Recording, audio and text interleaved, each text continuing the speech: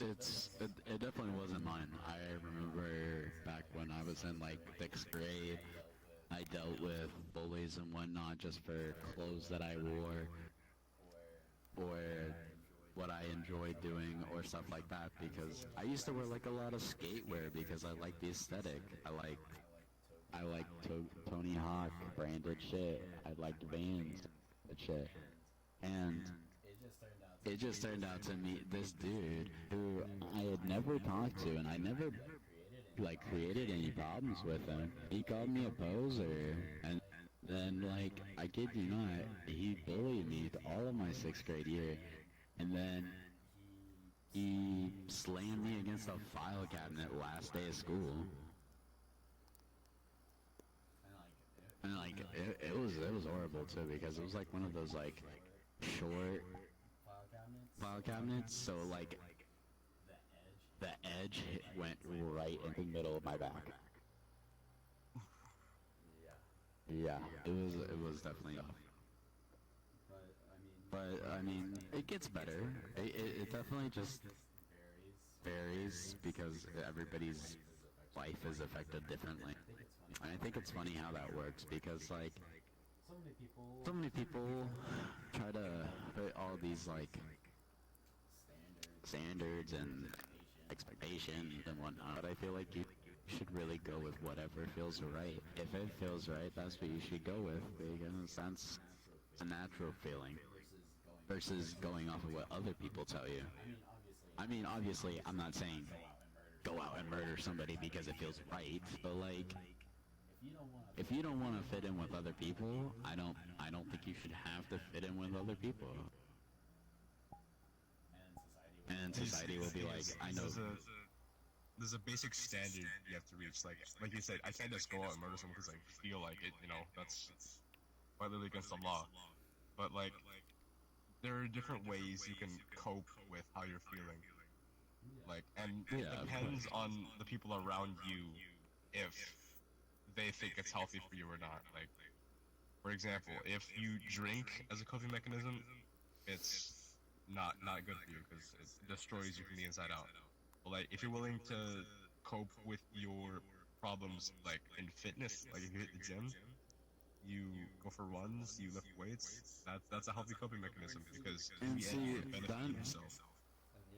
and yeah, I get what you mean entirely. Like, I know that people will do drugs or they'll drink or they'll do that stuff to get over these feelings that they're having that they're not enjoying, and that's how they're coping. And in reality, the more they push it off and the more that they're just trying to forget it, the more they're just hurting themselves versus those people that are going to the gym and whatnot have the better mentality and realize that they want to do better. They want to push themselves to be better. They don't want to deal with those feelings and whatnot. And then I think it's important to remember at the end of the day, even though you have these feelings, and like I know because I'm a very emotional person, there's still just feelings, and it's just a chemical compound that comes frame. Like you One can't second. be stressed out without the chemical cortisol. Uh, supposed to. I feel like. Is he? Oh, did he did say 1 second. Where'd he go? Sorry, I'm back. What's up? Oh, we're good. But no, I get what you're saying. I think it's important that today realize that like people today need to realize that the only reason that their life is crappy right now and whatnot is, and I'm not saying it's their fault. I'm just saying that the only reason it hasn't gotten better is because a lot of people don't want to put in the effort. And I get it can be difficult. And for the people that have a harder time, I'd say just seek out that help at the best you can. Like at least try. There's some people out there that I know that don't try at all and they just cave in. They let that shit bury and then they end up feeling even shittier and they're growing up, they're like older and they're just wondering like, man, how did my life go to shit? And I was like, you didn't try. I feel like everybody should have the same mentality that they want to strive to be the best that they can be. And at the end of the day, you know, I'm human, you're human. We have differences, but both of us are willing to accept that. You know why? Because none of them affect one another. We And I feel like this. have our likes and dislikes. We have our, you know, flaws and perfections. It doesn't matter, you know why? Because we're respectable people. And we're willing to be self-aware that, yeah, we have our flaws, but it's whatever. Well, so I think that's another thing that people tend to ignore is when they do have their flaws, they don't admit to them. They won't want to admit to them because that just makes them seem like less of a person. And why would they do that? But I think if they could probably, accept the fact that they have bad characteristic traits and that there's some things that they probably could work on to make it, because if everybody's goal in what they do is a little bit different. I know I strive to be better. I want to do the best I can be.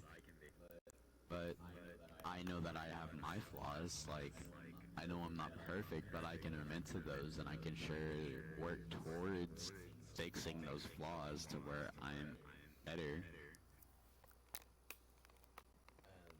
And that's another reason why I'm okay with. Alright, go ahead.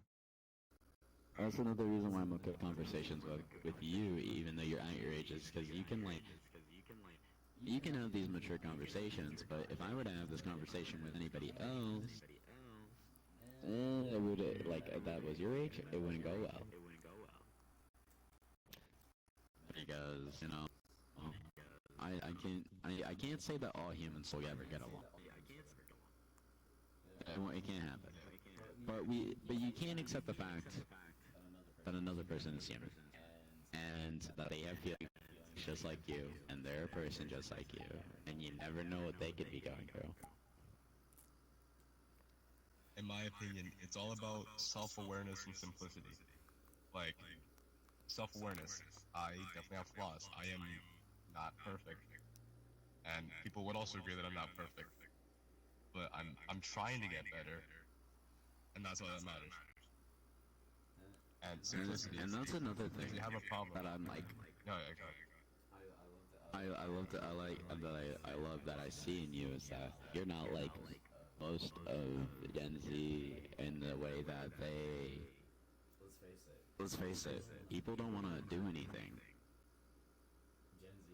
Gen Z is like probably the worst generation by far, just for the sheer fact that they think that everything should be handed to them on a silver platter, and they don't understand that if they want something that they have to work towards it, or if they want something done, that they have to do something about it. They think that everything should be done for them. And I really is like, it's crazy to think, because like that's the next generation to run the world. When they grow up, they're all adults and they're all out there working. It's definitely gonna be a tough one, because I can't imagine them wanting to work at all, or get involved in life, or try.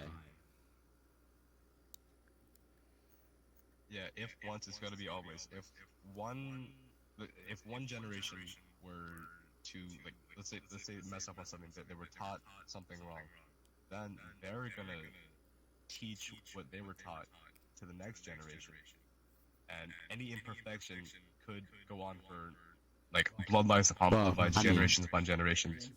Gen Z is only the way it is because of millennials. Millennials where it was a day and age where like you got, and you could go to school and get an award just for participation. Like, you basically had everything given to you, and then they get that mentality, and that they're trying to put that on their kids, and then they're finally realizing that these people who raise their kids this way, they're realizing like, damn, it's not handed to you. It's like, gotta work for this.